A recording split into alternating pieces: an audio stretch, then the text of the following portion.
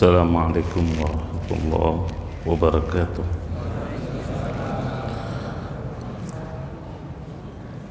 Innal hamdalillah nahmaduhu wa nasta'inuhu wa nastaghfiruh wa na'udzu billahi min shururi anfusina wa sayyiati a'malina. Man yahdihillahu fala mudilla lahu wa man yudlilhu falan tajida lahu waliyyan mursyida. أشهد أن لا إله إلا الله وحده لا شريك له وأشهد أن محمدا عبده ورسوله صلوات الله وسلامه عليه وعلى آله وصحبه وسلم تسليما كثيرا. يا أيها الذين آمنوا اتقوا الله حق تقاته ولا تموتن إلا وأنتم مسلمون. يا أيها الذين آمنوا اتقوا الله وقولوا قولا سديدا يصلح لكم أعمالكم ويغفر لكم ذنوبكم ومن يطع الله ورسوله فقد فاز فوزا عظيما. أما بعد فإن خير الكلام كلام الله وخير الهدي هدي محمد صلى الله عليه وسلم وشر الأمور محدثاتها وكل محدثة في الدين بدعة وكل بدعة ضلالة. معاشر الآباء والأمهات والأخوة والأخوات, kembali kita panjatkan puja-puji syukur kehadirat Allah Subhanahu wa taala atas berbagai limpahan nikmat karunia-Nya. Salawat dan salam kita haturkan kepada Nabi tercinta termulia Muhammad sallallahu alaihi wasallam. Jamaah yang dirahmati oleh Allah, kembali kita kepada pembahasan yang cukup lama terputus tentang kisah-kisah dalam Al-Quran, di mana pada kesempatan sebelum Ramadan, subhanallah, sebelum Ramadan berhenti di mana? Ada yang ingat jemaah?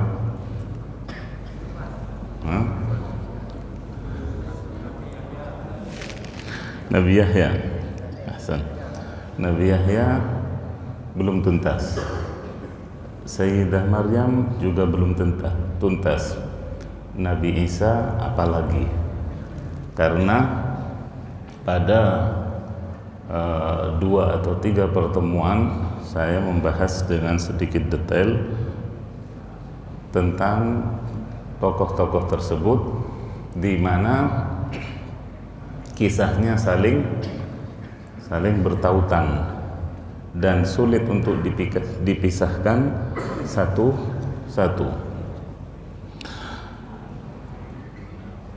Kisah terakhir yang disebutkan adalah tentang Sayyidah Maryam binti Imran atau Bunda Isa alaihissalam. Kita kesampingkan dulu. Sekarang kita fokus kepada Nabi Yahya alaihissalam, di mana Nabi Yahya alaihissalam yang merupakan putra Nabi Zakaria, yang mana Allah karuniai Nabi Zakaria dengan Yahya setelah usia lanjutnya, setelah Nabi Zakaria berusia lanjut. Kemudian Anda bisa bayangkan, Anda bisa rasakan, orang yang terlambat punya anak 2, 3, atau 5, bahkan 10 tahun misalnya, bagaimana rasanya kemudian diberi oleh Allah Subhanahu wa ta'ala. Sedangkan Nabi Zakaria menunggu kedatangan Yahya alaihissalam atau lahirnya putranya ini sampai bungkuk, sampai putus asa. Kemudian ternyata Allah merenggutnya terlebih dahulu. Nabi Zakaria melihat atau mendengar tentang terbunuhnya atau gugurnya putranya Yahya. Bagaimana hati seorang ayah yang demikian, ya, luar biasa, ya.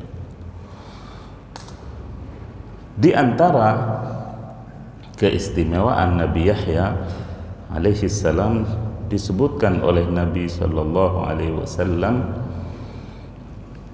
dalam salah satu sabdanya, kullu ibni adam ya'ti yaumal qiyamah wa lahu dhanb illa ma kana min Yahya bin Zakaria. Pada hari kiamat kelak, semua anak Adam akan datang pada hari kiamat memikul dosanya, kecuali Yahya bin Zakaria.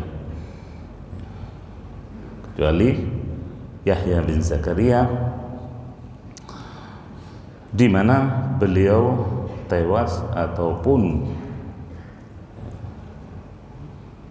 terbunuh sampai dipenggal, sampai dipisahkan kepala dari badannya karena kekejaman, ya, beberapa wanita petinggi kerajaan saat itu. Namun dikatakan pula wanita tunasusila alias pelacur, di mana pada saat itu ya, pada saat itu di kerajaan yang Nabi Yahya berada di sana marak pernikahan dengan mahram, dengan orang yang sebenarnya tidak halal untuk dinikahi. Raja menikahi adiknya sendiri yang perempuan, atau seorang paman dari anggota kerajaan menikahi keponakannya agar tahta itu tidak lari keluar. Naudzubillah. Sampai seperti itu. Ketika Nabi Yahya dipanggil dan diminta fatwanya oleh sang raja, kemudian Nabi Yahya menjelaskan akan diharamkannya hal tersebut, terlarangnya hal tersebut dengan larangan yang mutlak, larangan yang sangat keras pada syariat Nabi Yahya dan pada syariat setelah Nabi Adam alaihissalam, sampai kepada syariat kita pula. Namun kelancangan raja tersebut tadinya, ya, sang raja kemudian mengabarkan kepada wanita yang hendak dinikahinya dari mahramnya itu tadi. Kemudian wanita tersebut tentunya tidak menerima fatwa tersebut. Lalu raja pun melaksanakan keinginannya, yaitu menikahi wanita dari mahramnya tadi. Di malam pernikahannya, sang wanita, entah itu adiknya, entah itu kakaknya, entah itu siapanya, yang penting mahramnya, dalam riwayat Israiliyat tentunya meminta syarat sebelum menyentuhnya agar sang raja datang atau membawa kepala Yahya alaihissalam sebagai maharnya. Na'udzubillah. Tsumma na'udzubillah. Kemudian hal itu pun terjadi sebagaimana disebutkan oleh, ya, beberapa riwayat dari Ibnu Asakir dalam Tarikh Ad-Dimashq, kemudian dari jalur Ibnul Musayyib atau Sa'id Ibnul Musayyib dari Ats-Tsauri menceritakan dari A'mash bahwasanya dari Syamr bin Atiyah, dia bercerita ketika melalui satu bongkahan batu di dekat Baitul Maqdis. Syamr ini menyatakan yang terbunuh di atas bongkahan batu ini adalah 70 nabi. Satu di antaranya adalah Yahya bin Zakaria alaihi wassalam. Subhanallah. Jadi 70 nabi di satu bongkahan batu. Lain di bongkahan-bongkahan yang lainnya. Itulah di antara kebiadaban Bani Israel terhadap nabi-nabi mereka. Apalagi selain nabinya. Nabinya saja disembelih seperti ayam, seperti kambing, apalagi orang-orang di luar golongannya. Subhanallah. Dalam riwayat yang lain juga dari Sa'id bin Musayyib, dia bercerita bahwasanya Bukhtanasar sebagai salah satu raja saat itu pernah datang ke Damaskus, yaitu Suriah. Sampai sekarang disebut tetap namanya ibu kota Suriah, Damaskus. Kemudian tiba-tiba dia sudah melihat darah daripada Yahya bin Zakaria alaihi wassalam yang sedang direbus. La haula wala quwwata illa billah. Sedang direbus. Subhanallah. Kemudian dia bertanya, kenapa sampai demikian? Maka mereka menjawab bahwasanya bala atau balasan Allah Subhanahu wa taala atas ditumpahkannya darah Nabi Yahya bin Zakaria adalah terbunuhnya 70.000 jiwa.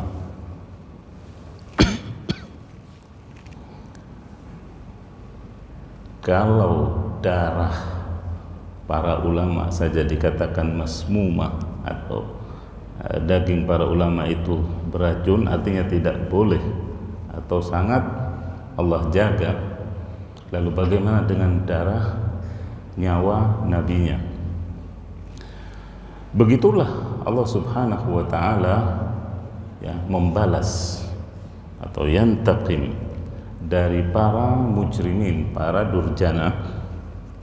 Kalau kita membaca sejarah juga yang lainnya, bagaimana mereka yang terlibat misalnya pada pembunuhan cucu Nabi alaihissalatu wassalam, Al-Hasan dan Al-Husain, matinya semuanya tragis.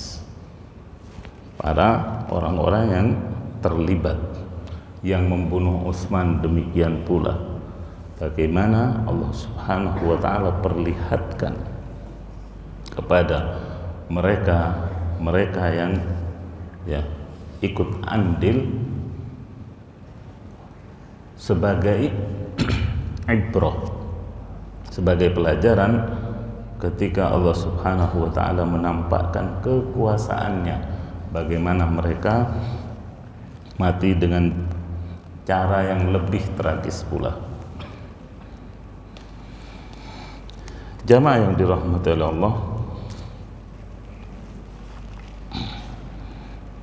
di antara keistimewaan Nabi Yahya pula alaihi salam bahwasanya beliau pernah mengumpulkan orang-orang dari Bani Israel di Baitul Maqdis. Kemudian pelataran Baitul Maqdis itu penuh sesak, dengan kaum Bani Israel, lalu beliau berkhutbah di tengah-tengah mereka setelah memuji Allah Subhanahu wa taala. Lalu beliau menyampaikan tentang 5 perkara yang Allah perintahkan kepada kaumnya untuk diamalkan. Yang pertama, sebagaimana risalah para nabi sebelum dan sesudahnya, agar kaumnya mentauhidkan Allah Subhanahu wa taala dan tidak menyekutukannya dengan apapun. Lalu beliau berikan perumpamaan. Beliau berikan perumpamaan, seandainya seorang dari kita membeli hamba sahaya atau budak dari hartanya yang berharga, baik itu emas ataupun perak, lalu budak tadi bekerja untuk orang lain, bukan untuk tuannya, kira-kira yang membeli budak tadi atau tuannya senang apa murka? Senang apa marah? Marah. Maka walillahil matsalul a'la, bagi Allah adalah perumpamaan yang lebih tinggi, lebih mulia. Demikianlah Allah tidak rela hambanya yang Ia ciptakan dari ketiadaan, yang Allah Subhanahu wa taala berikan pagi, sore, siang, malam rezekinya, lalu hamba tadi menyekutukannya. Yang kedua, kata Yahya alaihissalam, aku diperintahkan oleh Allah untuk menyuruh kalian mengerjakan salat. Jadi syariat salat itu bukan hanya bagi kita.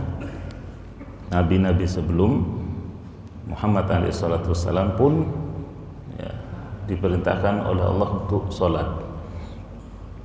Wallahu a'lam tentang kaifiyah atau mekanismenya.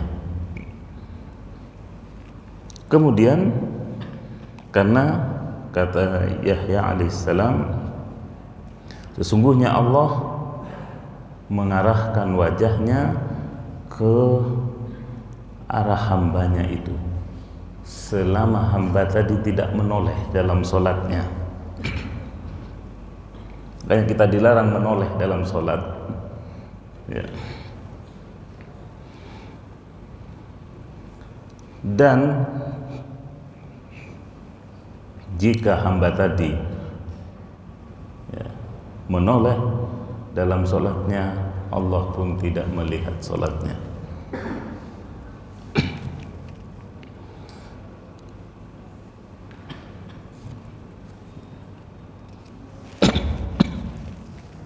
Dalam salah satu sabdanya juga Rasulullah SAW melarang kita untuk solat seperti solatnya pencuri. Maaf, tahu pencuri ya? Pencuri biasanya gimana? Toleh-toleh, ya kan? Dan subhanallah, saya melihat itu. Saya melihat, meskipun alhamdulillah bukan di masjid ini, ada di antara jamaah itu kalau sholat sambil toleh-toleh, subhanallah. Ya. Jadi Rasulullah ketika melarang, ya, wa ma yantiqu 'anil hawa, Rasulullah itu tidak berucap dari hawa nafsunya. Rasulullah sudah wafat 1400 tahun yang lalu, ya. Sampai sekarang ada pelanggaran orang yang sholat sambil toleh-toleh. Padahal sejak Nabi Yahya pun syariatnya sama. Nah, yang ketiga, aku juga menyuruh kalian untuk menjalankan puasa karena Allah telah menyuruh hal itu dan mengumpamakan hal itu dengan seseorang yang membawa botol berisi minyak kasturi di tengah-tengah kelompok yang semuanya mencium harumnya. Dan memang sebagaimana yang warid dalam hadis yang sahih bahwasanya bau mulut orang yang berpuasa di sisi Allah, bukan di sisi manusia. Di sisi siapa? Di sisi Allah. Itu lebih harum dari minyak kasturi. Kalau di sisi manusia bisa jadi biasa, wajar, ya, tidak sedap. Jadi ini juga tersebut dalam riwayat, dalam syariat sebelum Muhammad sallallahu alaihi wasallam.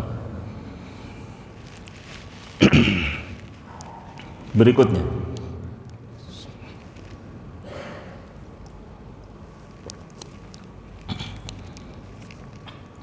aku juga diperintahkan untuk menyuruh kalian bersedekah, yaitu zakat dalam syariat kita. Zakat dalam syariat kita, karena perumpamaannya kata Yahya alaihissalam seperti seseorang yang ditawan oleh musuh, lalu mereka hendak membinasakan orang tadi dengan memenggal kepalanya atau lehernya. Lalu orang tadi mengatakan, aku akan menebus diriku dari kalian dengan hartaku, yaitu dengan bersedekah. Maka dengan bersedekah itu orang tadi menjadi lolos dari maut dan mampu membebaskan dirinya. Dan dalam syariat kita dikatakan was-sadaqatu burhan, kata Nabi SAW, dan sedekah yaitu zakat dan sejenisnya adalah bukti keimanan. Bukti keimanan. Kemudian yang kelima, aku juga menyuruh kalian supaya banyak berzikir kepada Allah. Karena perumpamaannya, zikir itu seperti seseorang yang dikejar-kejar musuh, dicari-cari oleh musuh, lalu musuhnya melihat jejaknya, dicari jejaknya, jejak yang ditinggalkan. Kemudian orang yang lari ini masuk ke dalam satu benteng yang kokoh. Itulah zikir. Itulah zikir yang akan melindungi hamba dari setan yang mengejarnya, yang mengejarnya. Subhanallah, ya. Nabi juga alaihissalam, Nabi kita mengajarkan zikir pagi dan petang.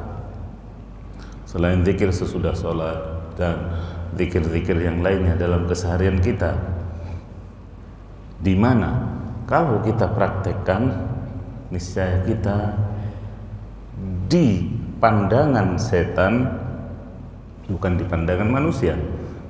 Pandangan manusia sebelah kita mungkin tidak melihat, tapi di pandangan setan jin, tukang sihir, kita seolah memakai perisai, memakai baju besi pelindung.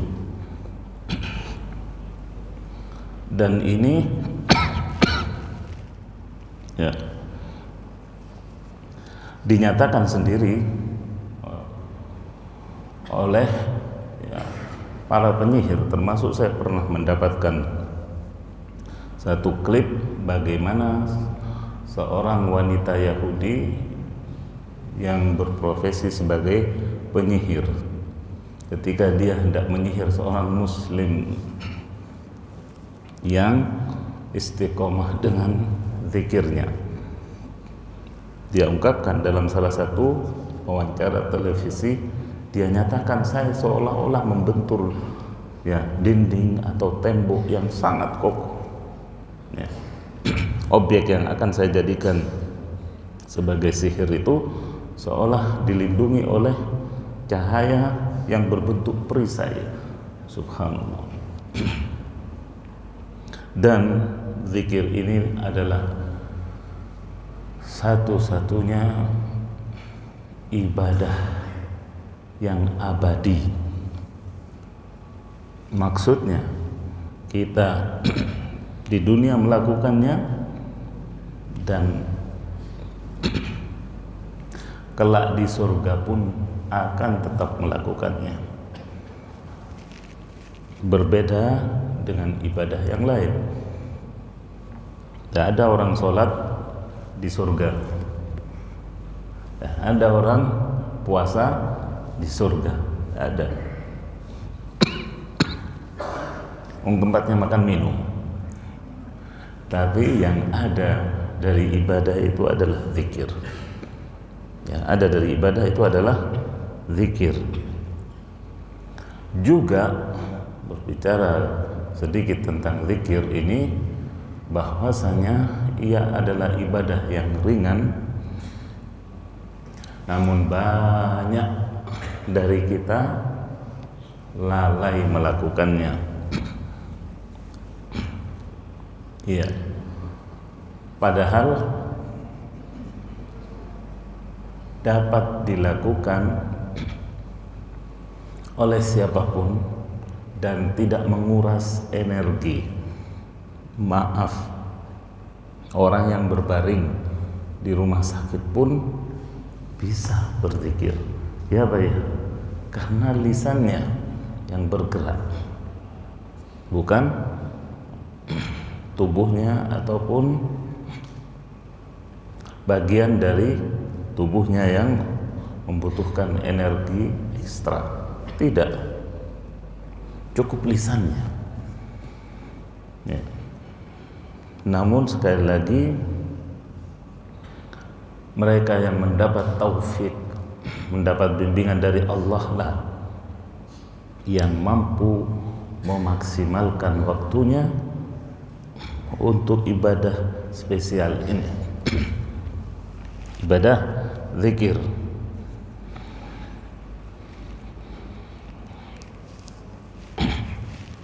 Jamaah yang dirahmati Allah,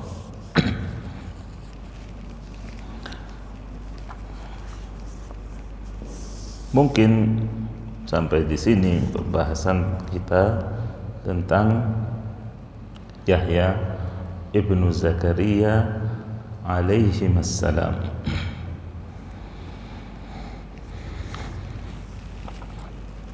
Berikutnya kita beralih sedikit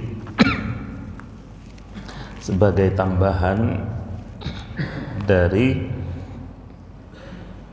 pembahasan tentang Maryam alaihissalam, di mana Rasulullah sallallahu alaihi wasallam menyatakan beliau sebagai salah satu pemimpin wanita di surga. Kamula minar rijali katsir, kata Nabi. Kamula minar rijali katsir walam yakmul.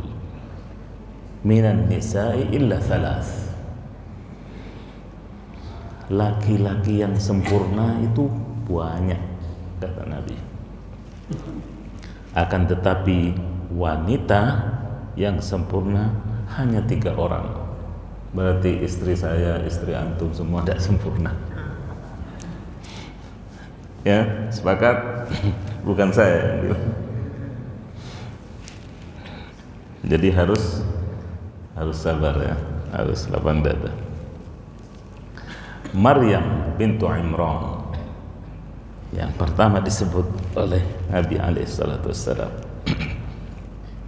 yaitu Maryam bintu Imran, ibunda Isa alaihi salam. Kemudian Asia imra'atu Fir'aun, Asia istrinya Fir'aun. Wa Khadijah bintu Khuwailid, dan Khadijah bintu Khuwailid, istri pertama baginda Nabi sallallahu alaihi wasallam. Lantas Aisyah, wa fadlu Aisyah 'ala an-nisa'i ka fadli ats-saridi 'ala sa'iri at-ta'ami. Sedangkan keutamaan Aisyah radhiyallahu anha atas wanita-wanita yang lain seperti keutamaan sarid. Sarid itu adalah makanan yang istimewa di masa Nabi alaihi salatu wassalam dibandingkan dengan makanan yang lain. Sarid ada yang menyatakannya sebagai buhur, ada yang menyatakannya sebagai roti yang diberi kuah atau maraq, di mana itu merupakan makanan yang teristimewa di masa itu. Kemudian satu riwayat yang unik,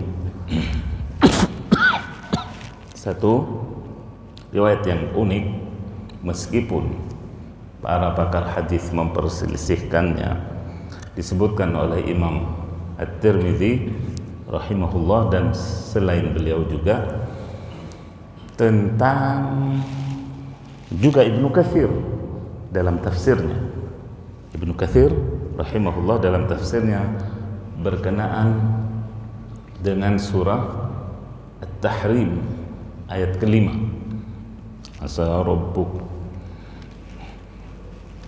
rabbuhu in talaqakunna ayyubdilahu azwajan khairan minkun muslimatin mu'minatin qanitatin taibatin abidatin thayyibatin saihatin thayyibatin wa abkara. Subhanallah. Boleh jadi jika Nabi menceraikan kalian, wahai istri-istri Nabi, boleh jadi Allah mengganti posisi kalian ya. Kalau Nabi menceraikan kalian, boleh jadi mengganti posisi kalian itu dengan wanita yang lebih baik, yang muslimah, yang mukminah, yang patuh, ya kan? Yang cepat bertaubat, artinya cepat meminta maaf pada suaminya, yang rajin beribadah, berpuasa, yang janda maupun perawan. Allah akhiri dengan yang janda maupun yang perawan. Lantas apa hubungannya dengan pembahasan barusan? Ada. Nah, diantaranya bahwasanya kata Ibnu Katsir rahimahullah dan yang lainnya dalam tafsirnya, yang dimaksud menggantinya sebagaimana disebutkan dalam riwayat At-Tirmidzi tadi, bahwasanya Nabi Allah Subhanahu wa taala akan menambah istri Nabi kelak di surga dari janda, yaitu jandanya Fir'aun, Asia, sedangkan dari perawannya yaitu Maryam binti Imran, subhanallah, akan dijodohkan dengan Nabi kita alaihi salatu wassalam. Ini adalah poin yang cukup menarik ya, dan juga bagian dari ketajaman Ibnu Katsir dan kecerdasan beliau yang luar biasa dalam merangkai berbagai ayat, menyambungkan antara ayat yang ada dalam Al-Quran juga dengan hadis-hadis dari Nabi alaihi salatu wassalam.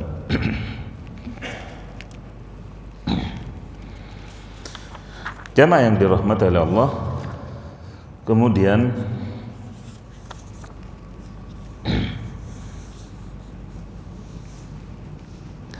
kita beralih kepada Nabi Isa alaihi salam. Setelah Nabi Isa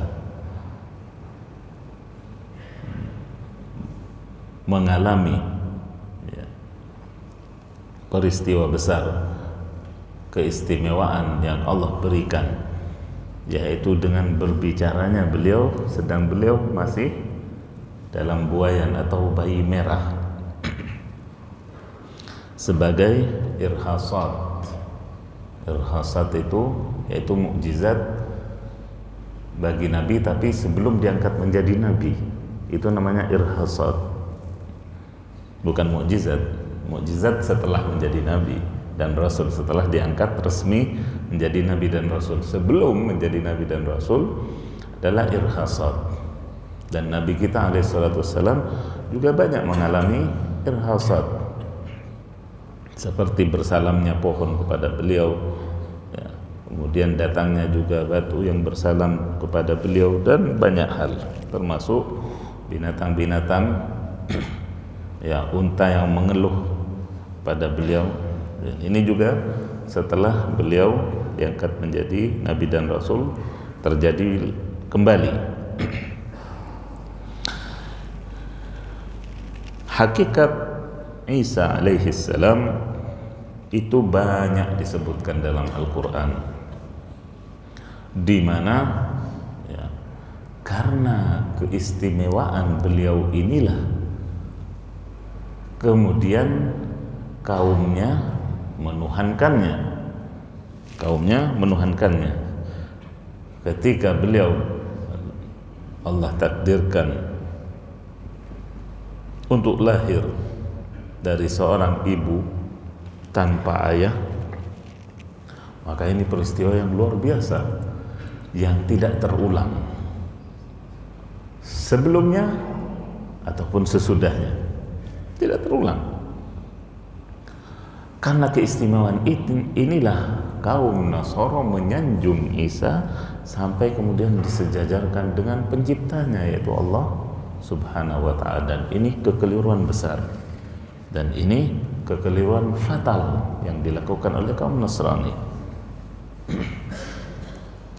Makanya sekali lagi berpuluh-puluh ayat, kalau tidak bisa dikatakan ratusan ayat, yang menjelaskan hakikat Isa ibnu Maryam sebagai hamba Allah dan Rasulnya, dengan keistimewaan-keistimewaannya, tetap sebagai hamba yang tidak boleh disembah, tetapi beliau juga Rasul yang Allah pilih ya, berbeda dengan manusia biasa. Bahkan beliau bagian dari ulul azmi minar rusul bagian dari ulul azmi minar rusul yang 5.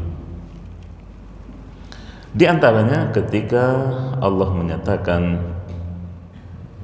setelah bercerita panjang tentang ibundanya dan pengorbanannya menghadapi kaumnya yang memfitnahnya, Allah katakan, "Dzalika Isa bin Maryam qaulal haqqil ladzi tamtarun." Itulah Isa putra Maryam yang mengatakan perkataan yang hak, yang benar, sedang mereka meragukannya,